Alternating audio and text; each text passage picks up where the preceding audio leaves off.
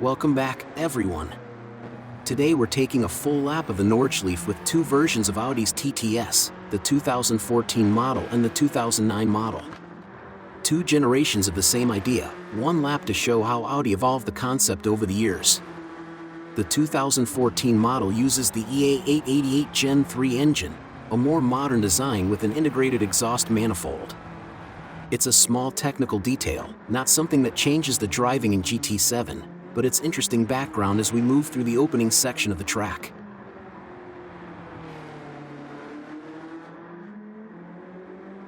The 2009 model comes from the previous generation and uses the EA113 engine, with a more traditional exhaust layout and a different cooling setup.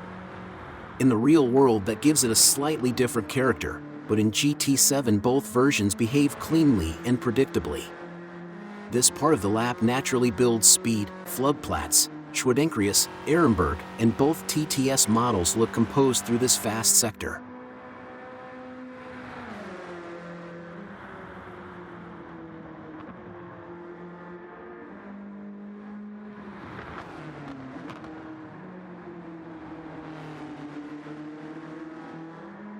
Now we drop into Fuchsrohr, better known as Foxhole. The compression, the quick release, and the climb toward Adenauer Forst, it's one of the signature moments of the Nordschleife, and it always looks good no matter which car is in focus.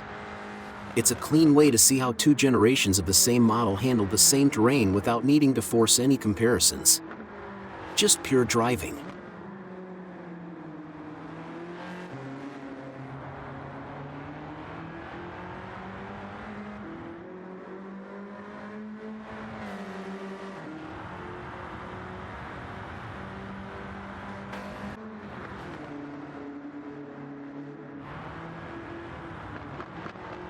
Metzgesfeld, Kallenhardt, Wersiefen, a technical part of the lap, and a good moment for a small piece of trivia from the model's history. When Audi was developing the first TTS, there was an internal debate. One group wanted it to look like a smaller 8, while the other insisted that the TT identity had to stay intact. That little design drama never made it into official materials, but it's well known among people who follow the development of the model.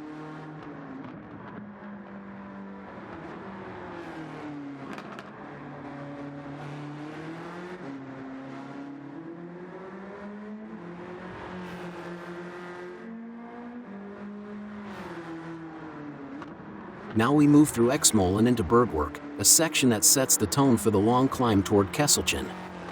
This is one of the most important rhythm points of the lap. For the newer generation, Audi put a lot of work into reducing thermal stress during long drives.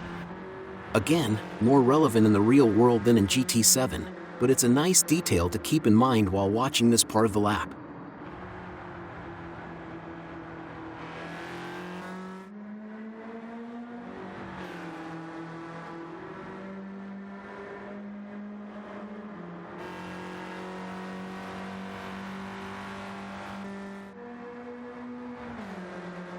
Kesselchen, Klosterdal, and the approach to the Karussell.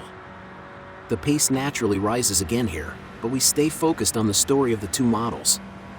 In early TT prototypes, Audi struggled with aerodynamic stability, which led to several serious incidents during testing. That's why the TT eventually received a fixed rear spoiler, and the TTS later inherited that stability-focused philosophy.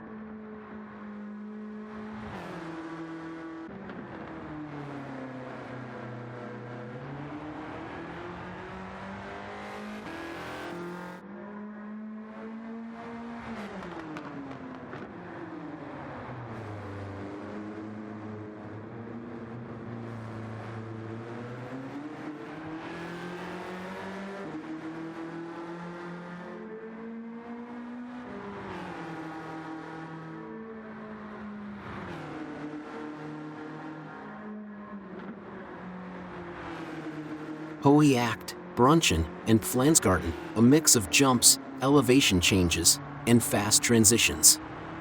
This is one of the most visually dynamic parts of the Nordschleife, and it always delivers great footage.